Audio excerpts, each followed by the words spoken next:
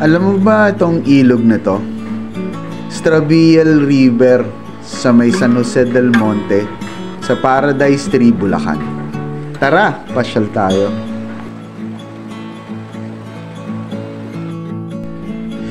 Medyo matagal-tagal na din na hindi tayo nakakapag-ride at katatapos lang nitong mahabang habagat at kating-kati na rin tayong umikot para makapag-trail at napadpad nga tayo dito sa Stravial River sa San Jose del Monte, Bulacan. Kung first time ka pa lang napadpad dito sa aking channel, samahan mo ko hanggang sa huli. Kaliwan mo itong video at may mapulot na aral. At sana iwanan mo din ako ng iyong bakas. Please like and comment, subscribe sa aking channel. Simulan ko ang kwento dito sa Sitio Ojungan. Bike all the way from Payatas, Quezon City to Barangay Macabud, Rodriguez, Rizal. Naging ugali ko tong mag-ride tuwing weekend o bago matapos yung weekend natin. Kapoy, kakaakit lang natin dito sa Sitio Ojungan.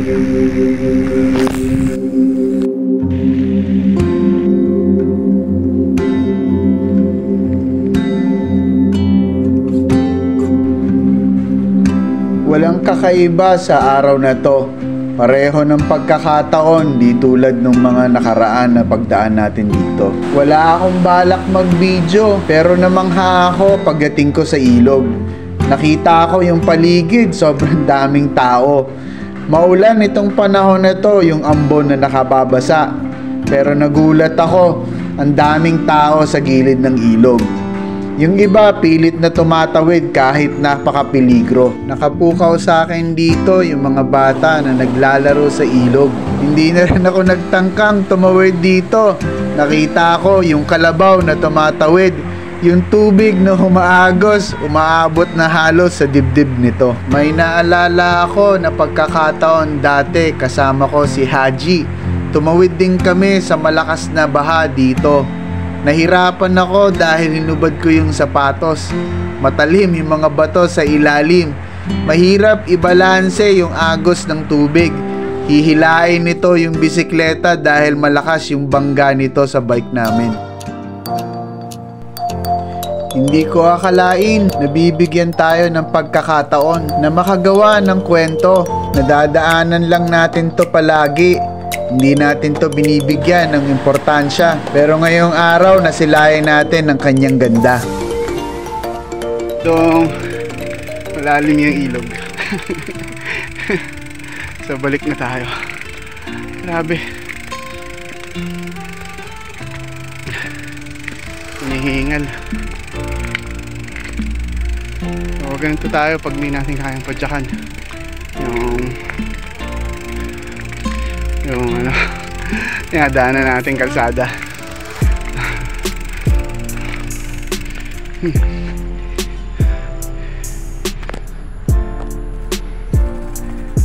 So, ano?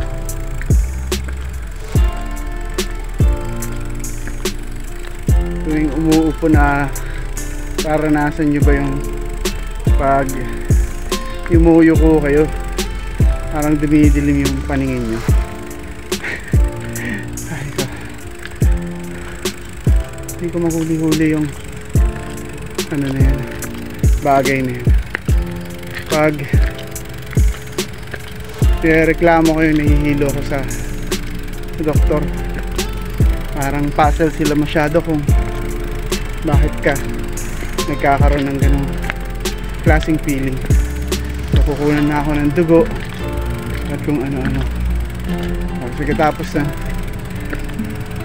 kung ano yung reseta nila sa akin dati, ganun pa rin naman yung reseta nila sa akin.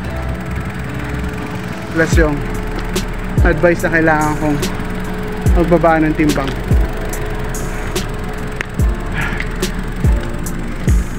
So ngayon na medyo malaki na yung binaba ng timbang natin, plus pinatanggal ko na rin pala yung gallbladder ko kasi laging tinuturo ng ano ko, internist ko, na yun daw yung main dahilan kung bakit na ganyan, parang nahihilo ako kapag nagra-ride ako ng mga ganito. Pero yung para sa akin naman, kapag umiinom ako ng maraming tubig tapos kumakain din ako na gumiginhawa yung pakiramdam ko. Okay, thank you Lord. So narating din natin yung dulo, yung ibabaw nito. So pwede tayong pumadyak. Masyadong marami akong inaalala nitong mga araw na to. May ngawit sa balikat na gumagapang sa leeg ko. Pinatingin ko na din ito. Sabi ng doktor, stress lang to dahil sa sobrang kaiisip.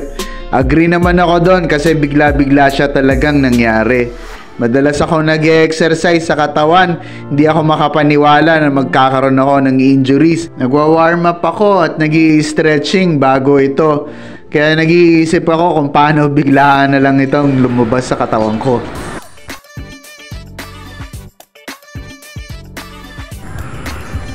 Ikot-ikot lang tayo.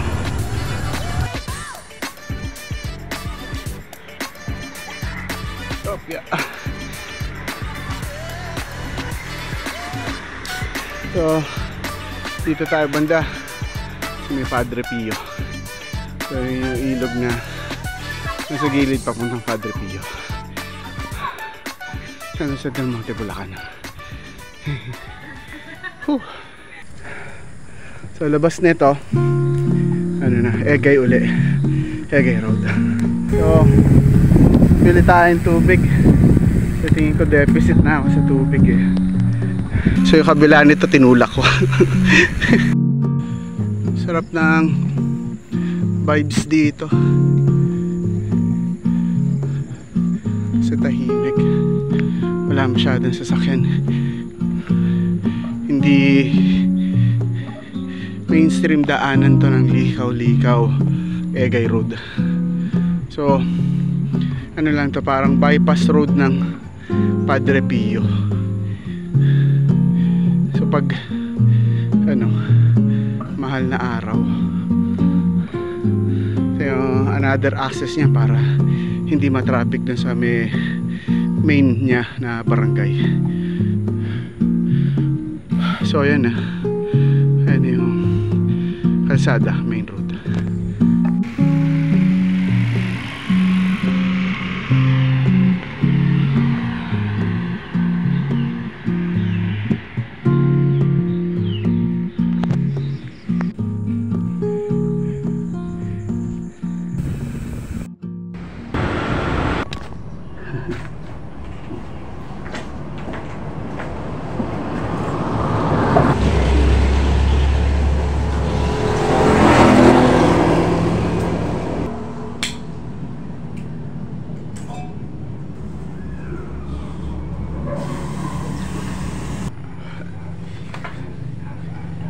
Igado yung luto. So iinit lang natin to kasi naka-open yung bendo window nila kanina doon.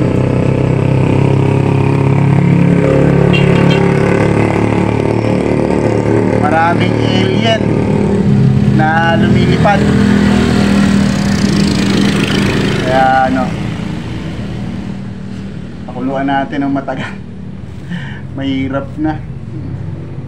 So ito lang yung stick. So may asukal. Ito yung asukal ko.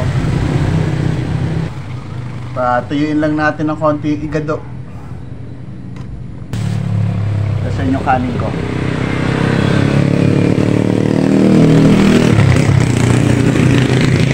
Madilim na.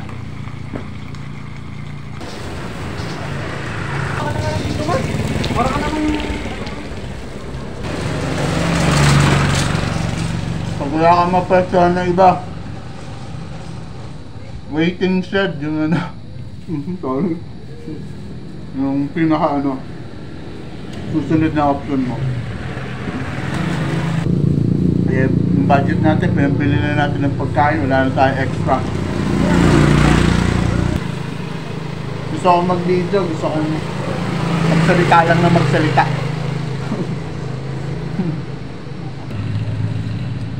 Pinagpaplanuhan natin na kinocommit ko yung mag-camping sana. Pero hindi ko makakommit. Puro ganito lang. So, nandito ka pa. Sorry. So, nandito ka pa nanonood. Maraming salamat. Sa yung panonood, sinusuportahan mo itong mga video natin. Tsaka yung channel na din natin. Kung may interesado ka sa ganitong klaseng content, like mo naman, tsaka subscribe ka na rin. Maraming salamat.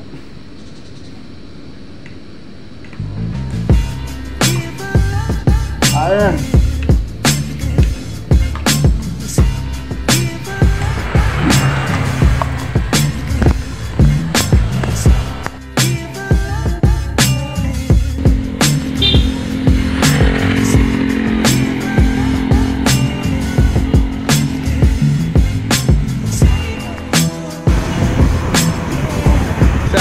Litex gravel road na tayo ngayon.